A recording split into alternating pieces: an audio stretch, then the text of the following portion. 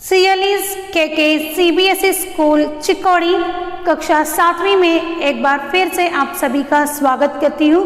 बच्चों, आज की इस कक्षा में हम पढ़ने जा रहे हैं शब्द विचार। क्या पढ़ने वाले हम? शब्द विचार। बच्चों, आप तो ये जान ही गए होंगे कि भाषा की सबसे छोटी इकाई को हम क्या कहते हैं? वर्ण कहते हैं। क्या कहते हैं? वर्ण। और इन्हीं वर्णों के मेल से शब्द बनते हैं। समझ में आ रहा है? भाषा के सबसे छोटी इकाई को जिसे हम खंडित नहीं कर सकते उनको हम कहते हैं वर्ण।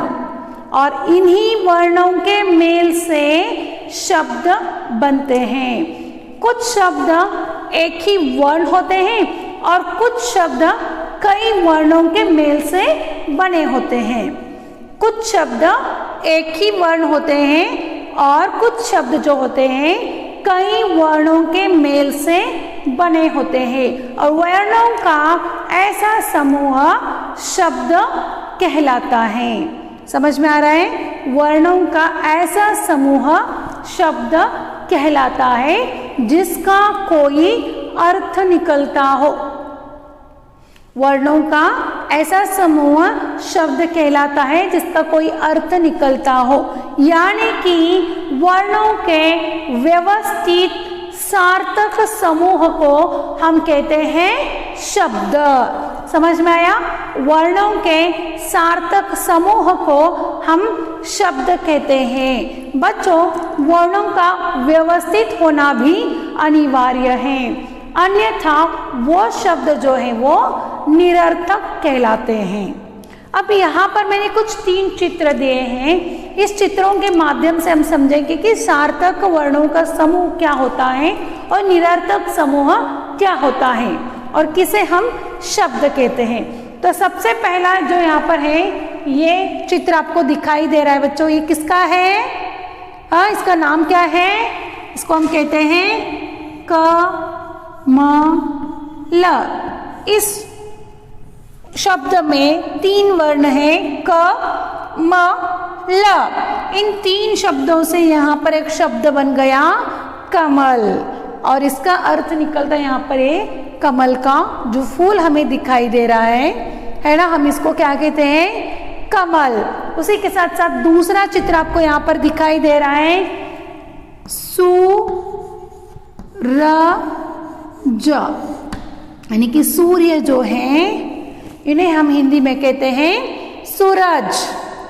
ठीक है? यहाँ पर सु, र, ज, इन 3 वर्णों के समूह से यहाँ पर एक शब्द बन गया है। उसी के साथ साथ यहाँ पर एक चित्र है, वो है ग म ला।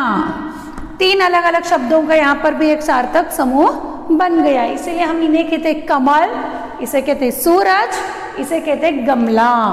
ठीक है? समझ में आ रहा है? ये तीनों शब्दों को हमें अर्थ मिलता है। कमल से हम समझ सकते हैं ये कमल का फूल है। समझ में आ रहा है ना? उसी प्रकार सूरज, इस शब्द का अर्थ हम लेते हैं जब हमारे दिन की शुरुआत होती है तो सूरज की उगने की वजह से होती है ना? तो हम सूरज मतलब इसी सूर्य को ध्यान में लाते हैं, है ना? साथ साथ गमला, गमला, इस अगर गमला बोले तो यही हमारे सामने आ जाएगा। कोई भी गमला हो सकता है ना? तो बच्चों, यहाँ से हम समझ सकते हैं कि वर्णों के सार्थक समूह को हम क्या कहते हैं? शब्द कहते हैं। ठीक, यहाँ पर देखिए, मैं इन शब्दों को उलट पुलट कर देती हूँ, इनका सार्थक रूप नहीं लिखती हूँ। देखिए, कमल है, लमक लिखती हूँ मैं यहाँ पर भी 3 शब्द है ही। जरसू लिखती हूँ और यहाँ पर लिखती हूँ लामग। ठीक है? ऊपर के शब्द से हमें पता चल रहा है कि कमल का फूल है ना? लेकिन लमक, इस शब्द से आपको पता चल रहा है कि लमक नाम का कोई एक शब्द है, या से इससे कोई अर्थ निकल रहा है। समझ में आ रहा है बच्चों? नहीं ना? लमक ये जो है वो निरर्थक है, इसका कोई अर्थ ही नहीं निकलता, तो ये शब्द कैसे कहलाएगा? लेकिन यहाँ पर वर्ण का समूह है, हर एक वर्ण का समूह शब्द नहीं कहलाता, जिससे अर्थ निकलता है। जो शब्द सार्थक होते हैं उन्हें शब्द कहते हैं। अब निरर्थक शब्द क्या होते हैं वो मैं आगे आपको बताऊंगी ही, लेकिन यहाँ पर देखिए कमल से एक अर्थ निकलता है, वो है एक फूल है, तो ये शब्द बन गया सार्थक। ठीक है, उसी के साथ साथ जरसू से क्या निकल रहा है आपको पता चलता है जरसू क्या है? ये नहीं ना, सिर्फ और सिर्फ वर्णों का समूह है। ये सार्थक ही नहीं है या व्यवस्थित भी नहीं है। व्यवस्थित दिख रहा है आपको, उलट पुलट है ना ये, तो ये भी यहाँ से हमें पता चलता है कि ये भी जो शब्द है वो सार्थक नहीं है, उसका समूह व्यवस्थित नहीं है। अब ये सूरज से हमें अर्थ निकलता है, ये जो सूर्य भगवान जो है जब सुबह होने से निकलते हैं, प्रातः निकलते हैं, उसे हम सूरज कहते हैं। ठीक है, या तो किसी लड़के का नाम हो उसे भी हम सूरज कहते हैं। जरसू किसी का नाम हो सकता है क्या? नहीं, है ना, ये निरर्थक है। साथ ही साथ गमला, गमले से अर्थ निकलता है कि यहाँ पर कुछ दिख रहा है हमें, है ना, पॉट में कुछ पौधे हैं, हाँ, तो इस प्रकार से आपको समझ में आता है कि ये क्या है, एक गमला है ना। तो लामक से कुछ अर्थ निकल रहा है? नहीं निकलता, तो ये निरर्थक शब्द हैं। जो पहले नंबर के जो शब्द हैं वो हैं सार्थक, क्योंकि इनका समूह जो है व्यवस्थित और सार्थक है, ये शब्द कहलाते हैं। और ये जो है निरर्थक, जिनका अर्थ नहीं निकलता, वो शब्द निरर्थक है, ये शब्द नहीं है, हाँ, लेकिन ये एक समूह है, शब्दों का समूह है, लेकिन शब्द नहीं कहलाते क्योंकि ये निरर्थक शब्द है। ठीक है, समझ में आया आपको शब्द? अब हम शब्द की व्याख्या करेंगे। क्या करेंगे बच्चों? क्या करेंगे? वर्णों के व्यवस्थित सार्थक समूह को शब्द कहते हैं। शब्द यानी कि वर्णों के व्यवस्थित सार्थक समूह को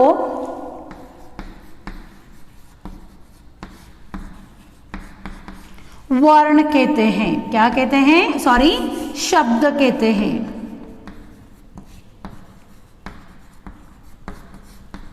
ठीक है, शब्द का अर्थ आपको समझ में आया? जो भी वर्ण है उनका समूह कैसा होना चाहिए? व्यवस्थित और सार्थक होना चाहिए। समझ में आया? शब्द किसे कहते हैं? पिछली कक्षा में हमने वर्ण के बारे में जानकारी ली है। वर्ण यानी कि भाषा की सबसे छोटी इकाई, है ना। उसी के साथ साथ वर्णमाला यानी कि वर्ण के क्रमशः रचना को, वर्ण के क्रमशः जो रचना होता है अ से लेकर ज्ञ तक जो भी हमने रचना की है, जिसमें हमने एक धागे में उसको बांधा है, उसको हम वर्णमाला कहते हैं, है ना। अब आज हम सीख रहे हैं शब्द के बारे में, और शब्द किसे कहते हैं? वर्ण के व्यवस्थित तथा सार्थक समूह को हम क्या कहते हैं? वर्ण कहते हैं, सॉरी, शब्द कहते हैं। अब इन शब्द के 4 भेद पढ़ते हैं। जो शब्दों के भेद है, देखिए शब्द के 4 भेद पढ़ते हैं। वो कौन कौन से हैं? शब्द के 4 भेद जो है वो कौन कौन से हैं? पहला जो है उत्पत्ति के आधार पर, हम यहाँ पर देखते हैं शब्द के भेद। पहला जो है वो है उत्पत्ति के आधार पर। उत्पत्ति के आधार पर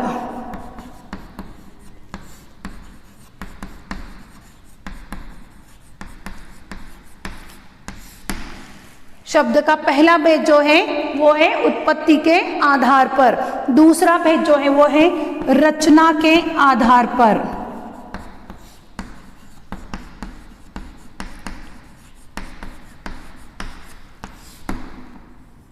दूसरा भेद कौन सा है?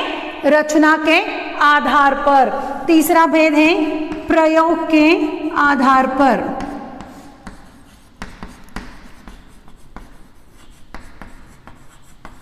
प्रयोग के आधार पर। तीसरा भेद कौन सा है बच्चों? प्रयोग के आधार पर। और चौथा भेद जो है वो है अर्थ के आधार पर। ठीक है, पहला भेद उत्पत्ति के आधार पर, दूसरा रचना के आधार पर, तीसरा प्रयोग के आधार पर, चौथा है अर्थ के आधार पर। समझ में आ रहा है? अब इन चारों भेदों में भी अलग अलग प्रकार, अलग अलग भेद हैं। जैसे कि उत्पत्ति के आधार पर 4 भेद आते हैं, तत्सम, तद्भव, देशी, विदेशी। इस प्रकार से 4 भेद आते हैं उत्पत्ति के आधार पर।